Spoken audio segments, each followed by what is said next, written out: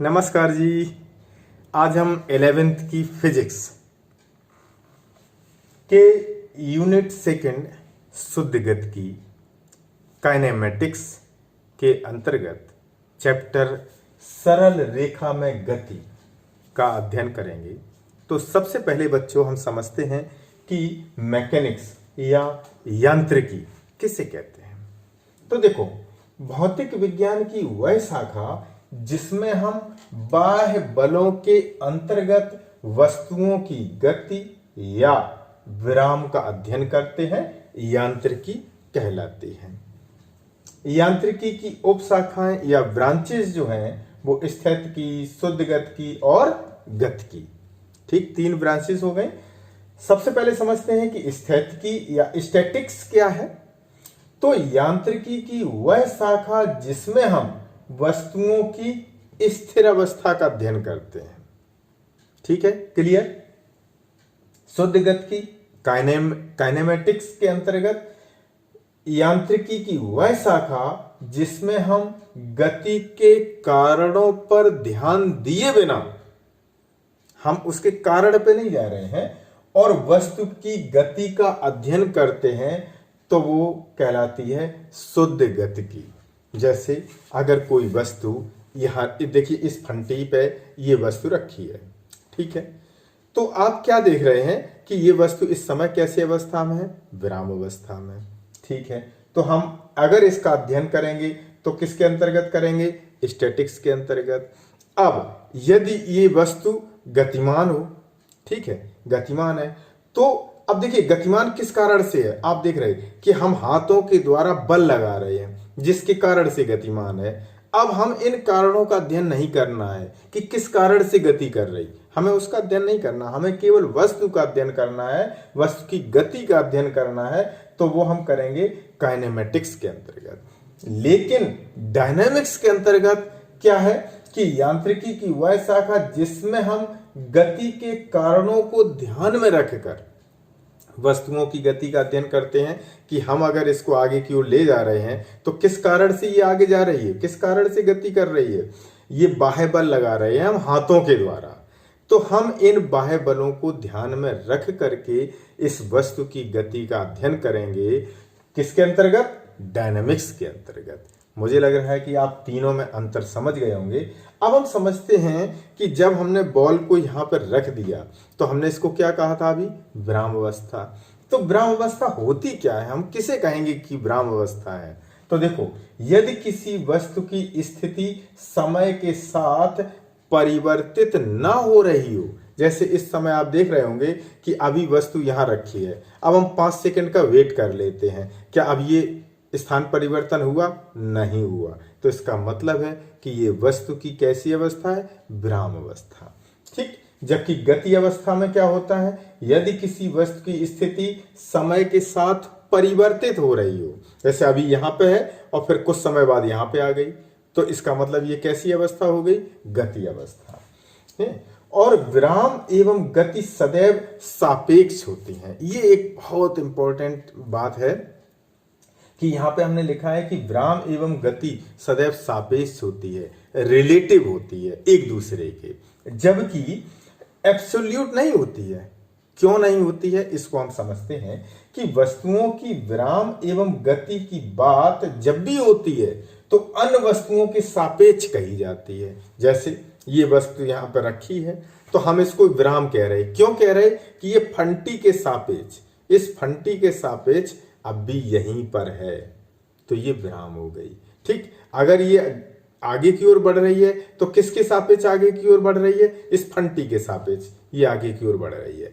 तो हम हमेशा सापेक्ष रूप में बात करते हैं। ठीक है, जैसे मेज पर रखी पुस्तक या ये बॉल रखी है, ठीक, तो ये इस समय कैसी अवस्था में है? विराम अवस्था में। किसके सापेक्ष? इस फंटी के सापेक्ष। लेकिन अगर हम सूर्य के सापेक्ष बात करने लगे तो सूर्य के सापेक्ष ये पृथ्वी गतिमान है, सूर्य के चारों ओर चक्कर लगाती है, वार्षिक गति यही तो है।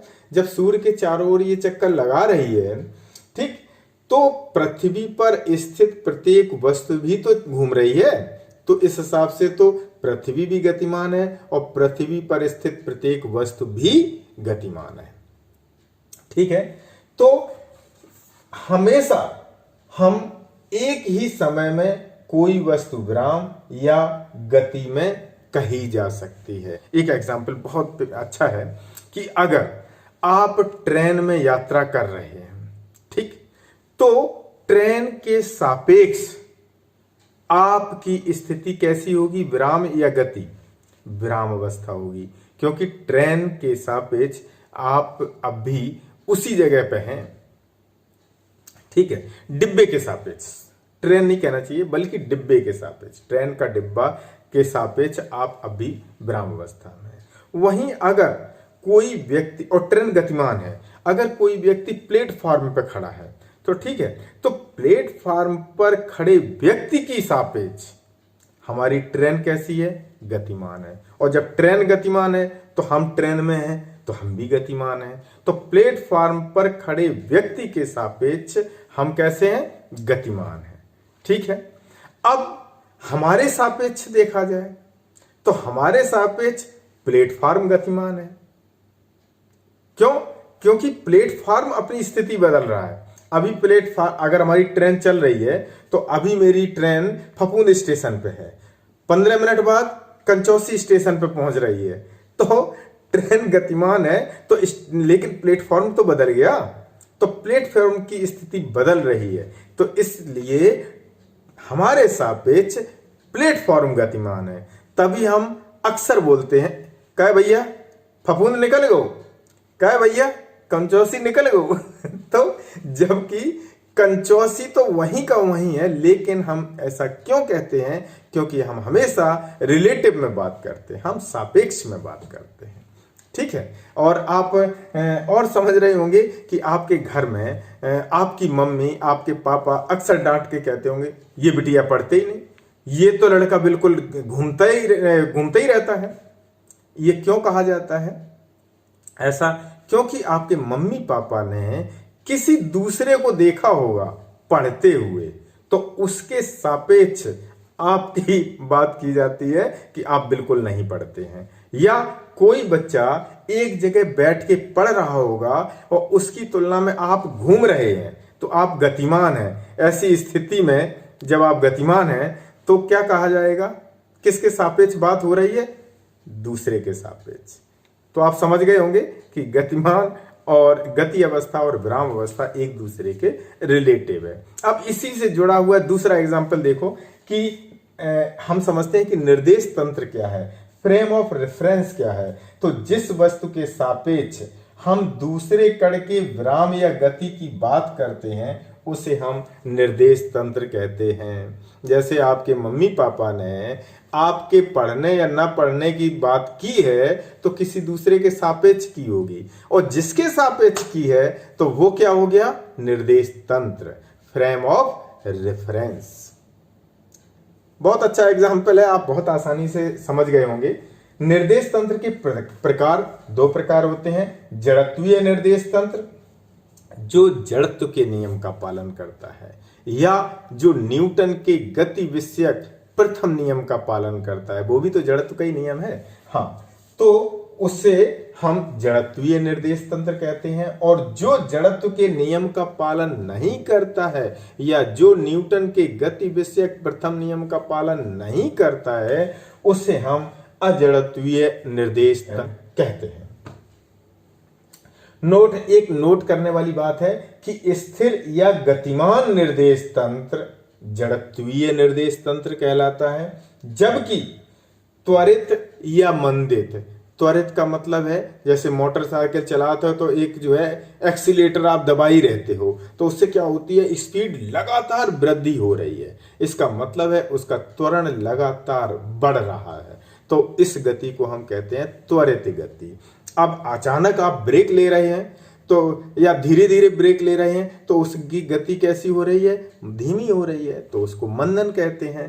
तो त्वरित या मंदित निर्देश तंत्र अजड़त्वीय निर्देश तंत्र कहलाता है, non inertial frame of reference कहलाता है। अब हम बात करते हैं कि बिंदु वस्तु या पॉइंट ऑब्जेक्ट क्या होता है, बिंदु वस्तु कहें या बिंदु के समान वस्तु। जब किसी गतिमान वस्तु का आकार निश्चित समयांतराल में वस्तु द्वारा चली गई दूरी की तुलना में बहुत कम हो तो उसे बिंदु समान वस्तु या बिंदु वस्तु कहते हैं।